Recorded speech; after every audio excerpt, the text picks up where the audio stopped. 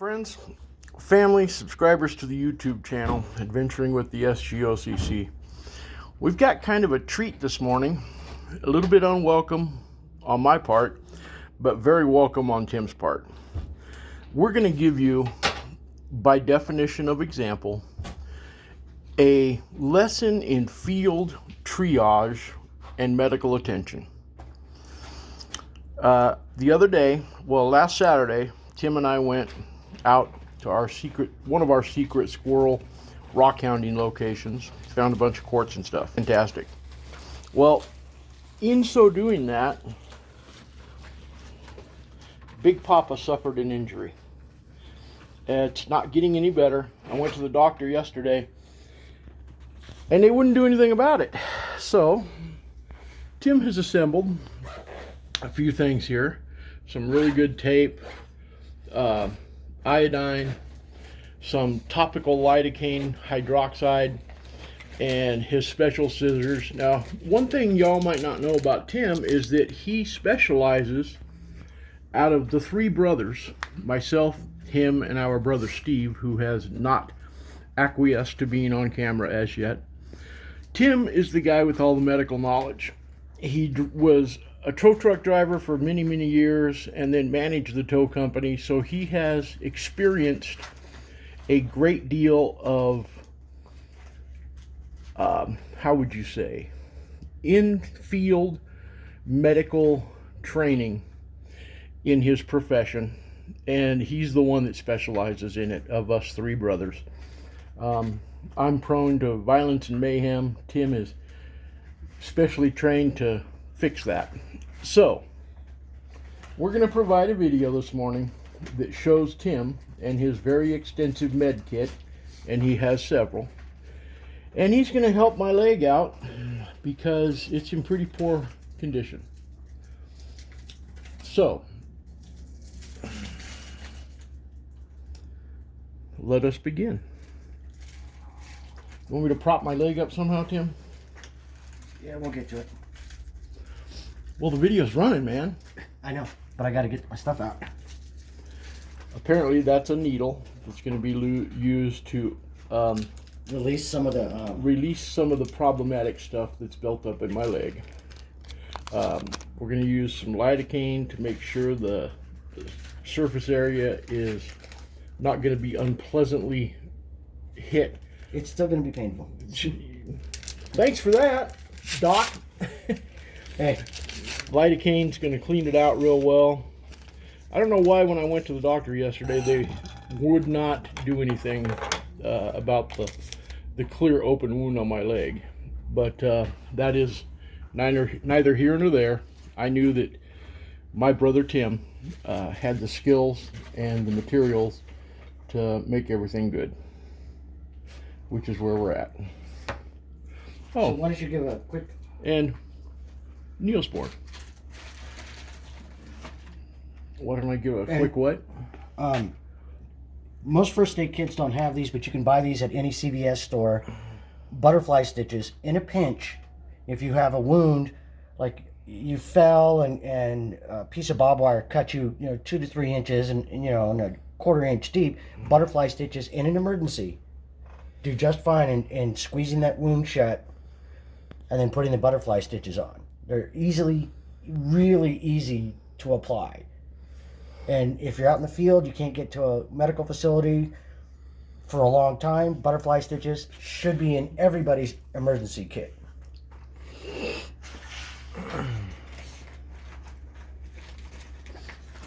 That's Tim's med kit that he carries in his Jeep.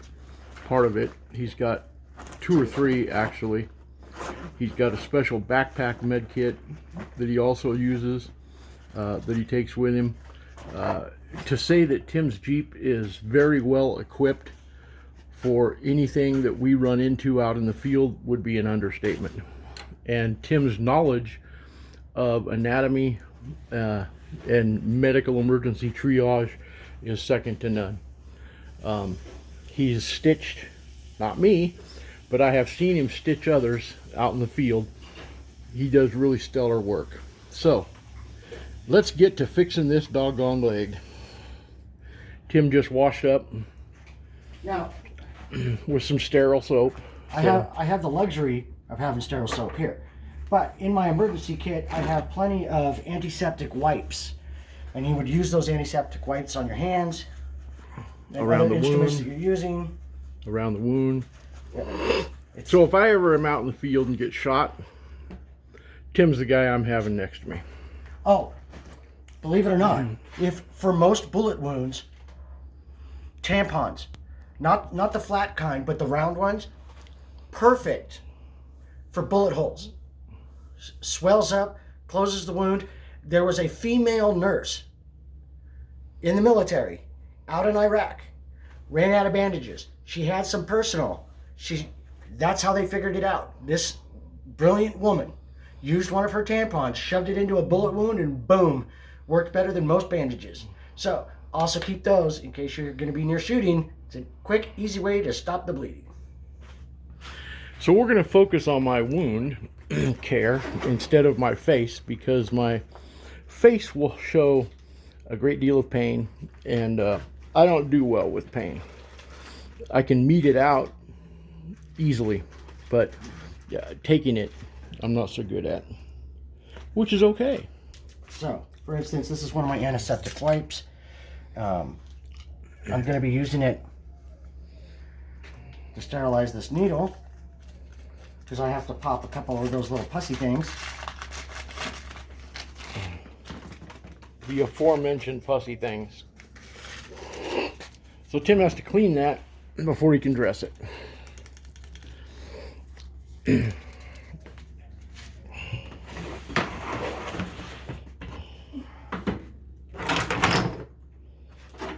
And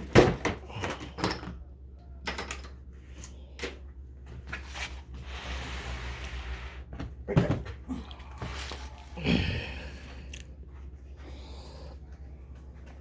So my hot doctor has me on different meds, and we're trying to find the right combination. So as he goes through different meds, different measures, my left leg, which is my worst leg, is wildly swelled up. The wound, not specific, but my left leg has been in pain for a couple of weeks. So it's hard to get around. It's hard for me to get out and do my morning and evening walk with Jax, my dog.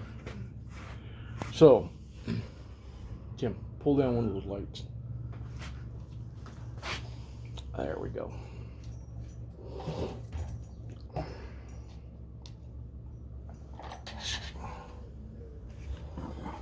And my left leg is my worst. When I was up in Nevada, I went out shooting coyotes one weekend and developed an infection in my left leg because I had gotten scratched while out in the bush in the Nevada desert. And we're talking the desert in between Winnemucca and McDermott. Now, don't blame me and get angry about the killing coyote parts.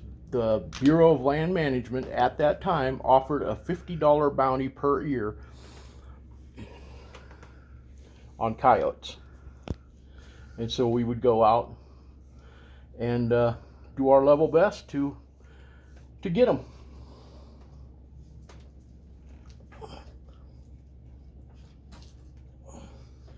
See, these are the kind of informational videos that we offer here on Adventuring with the S.G.O.C.C. If you look back in our video archives, you will find one that details how to build a water filtration system on about a $20 budget. We tested that water filtration system with a zero water meter, and we went out in the Texas hill country northwest of Austin and found some dank creek, and first time through the water filtration system it went 0.01, which is potable but not drinkable. We ran the water through the 5-gallon filtration system again, and it came back 0.0001, which is drinkable in any legal jurisdiction in America, which is great. So it works. It takes about $20 in materials and about 15 minutes. So when bad times start, there's ways to get clean, drinkable water. Also developed a system to create a wind-powered electrical generator using junkyard parts, and that worked out quite well as well. Used a generator from an old vehicle, 20-foot post. We cut parts of a PVC pipe, a big one, and used it for the vanes, used an old bicycle wheel, and we're able to create a wind-powered generator system that, when turning, would operate a 4-gang plug, so you could charge cell phones, batteries for radio or lights.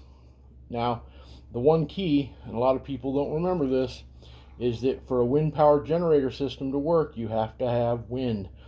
The key with the one that I designed is that even if there's no wind, it does have a hand crank mechanism that you can operate from the ground that will turn it. And as long as you're getting 30 rotations per minute, which works out to 1 rotation every 2 seconds, you will generate enough energy. Now, to go beyond that, you can install some batteries in series, and what in series means is you go negative, positive, negative, positive, and you can just stack up all the batteries you want. That's kind of how an electric car operates, the theory of it. So you could create a battery bank to collect and store energy as well. But because it does have a hand crank mechanism, you don't have to really worry about it. Now, to get back on this wound as Tim's cleaning it, the way this happened was ridiculous. I was taking off my boots after our Saturday rock hounding trip, and as per usual, since my left foot is almost always swollen, that one came off a little tough. The right one, which is never a problem, let me show you. The right one, never swollen, all in good shape. The right one, the boot came off easy. I went to kick it off after it was over my heel, and the outside heel portion of the boot flew across my leg and scraped off the skin all the way down to the epidermis. Not pretty and not fun. Didn't think too much about it. Threw some Neosporin on as best I could, because I'm a teensy bit overweight. Be nice. It's difficult for me to get to my leg because my knees, I have osteoarthritis in both knees, and my left one is worse, and it's a huge problem for me to... Now, I'm not applying a huge amount of pressure here, but what I'm trying to do is dry out the wound. And what I'm doing is I'm soaking up a lot of that bacteria that you saw at the start. To give you an example, it's got a nice little wet spot now. And it's the second time. The other thing with the tweezers is I'm picking out, with any gauze wound or gauze pad you use, over time some of the pieces are going to get stuck in the wound because that's just the way it is. So if you're redressing, part of the things you have to do is pick out the hair, the particulate matter, and other things, because if it stays there and it's still infected, it can continue. That's why usually when they do a lot of cleaning, they use a scrub brush. This takes a little longer, but as you can see, there's no more of the yellow pussy stuff that was here when I first started. There is some dried skin here, this white stuff here, and see, gently taking that out because that's an infected piece. Anything that's nice bright red like you see right here, it's a little bit of blood, that's clean. or cleaner.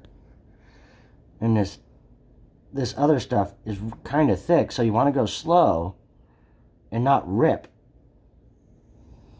And I have to say, twice daily showers using Dial antiseptic soap is not enough. If you have a wound that requires medical attention, get the attention. Especially somebody like me who's diabetic. This can be a problem because we don't heal as quickly and as sufficiently as we did pre-diabetic. It's just a natural fact. You can see all the yellow stuff that's been running down my leg in the last 18 hours. So, and you can see there, look at that. I don't know if you can really see it, but there was a black hair. Now keep in mind, my brother doesn't have black hair. So this came from something a while ago. And if that stays in there, it's a foreign object. The body's going to try to fight it, and it causes, you know, when your body's fighting stuff and there's an infection, it does its best, but the body can only do so much. Antibiotics help fighting the internal infections. Oh, that's another thing I want to touch on. It's long been a part of the construct of man, okay, which I've touched on in some of my papers that I've written, that antibiotics have a date that they can't be used after.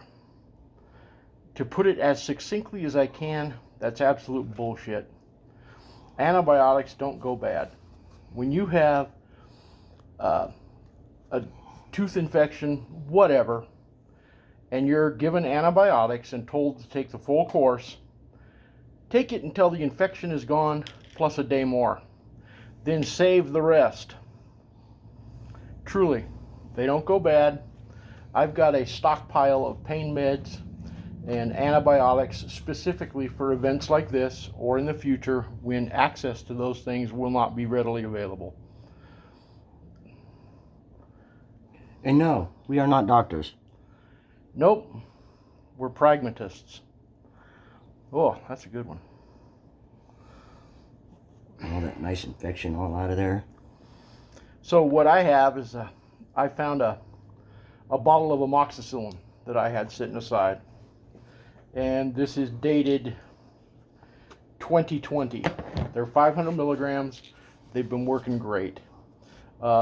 Just like initial, when it's prescribed, take 2 to begin it and take 1 every 8 hours.